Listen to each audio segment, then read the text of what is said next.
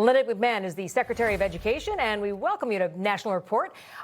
We go back to Randi Weingarten's speech yesterday. She claims that she merely want the scale of the presence of AI in the classroom, not eliminate it altogether. Listen to her and then have your response to it. I am not calling for an AI ban or a Chromebook bonfire. What I'm calling for is getting the balance right to harness the benefits of technology while mitigating the harms. I'm wary of the dangers of AI, but it is here to stay. That's why the AFT created the National Academy for AI Instruction last year, to help teachers master AI so that AI doesn't master them. Although it evolves so quickly, it's hard to master it. So, Secretary McMahon, what do you think about this? Well, I was listening to Randi Weingarten at the very top before you played this recent bit, and she was talking about the Trump administration and how Melania Trump wanted robots to replace teachers in the classrooms. I think you have to take part of what Randi Weingarten says with a grain of salt. Here was a woman who pushed for schools to remain closed during COVID, and that's one of the reasons why we see so many of our students now lagging behind in their education. However, having said that, I have visited schools where AIs are used. I believe AI instruction is used very appropriately. It helps teachers. It can help students have one-on-one instruction. It can help them learn more quickly. It can be almost like an independent tutor in the classroom, not independent because there's always a teacher there, but it's of great benefit to the teacher.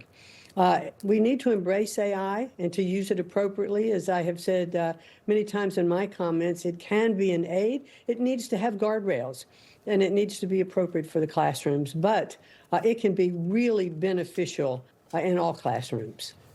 Now, Secretary, obviously you lead the Department of Education. I always remark that it is a teachers union, not a union to make sure that we can have better educational outcomes. And when you look at the state of education in this country, part of the reason you took the job, we look at places like Detroit, Cleveland, Milwaukee, Rochester. These are all places where we're looking at proficiency rates for reading, sub 20%, sub 10%, particularly for minority students. The state of California has the lowest level of proficiency for minority students under Gavin Newsom since they started tracking the statistic right now, in part because of the learning loss that you highlighted there during COVID. And so my question is quite straightforward.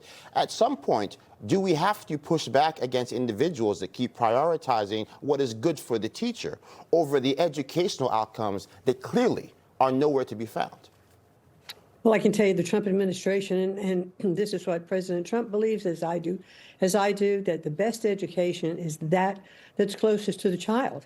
For parents, working with school boards, working with teachers, helping to make sure that the education that their children getting in the classroom is to the benefit of that child and not for the teachers. We saw teachers, and let me stop just for a second to say, I think that teaching is the most noble profession we have in our country, and there are so many good and wonderful teachers dedicated to their students, and we should allow them to teach.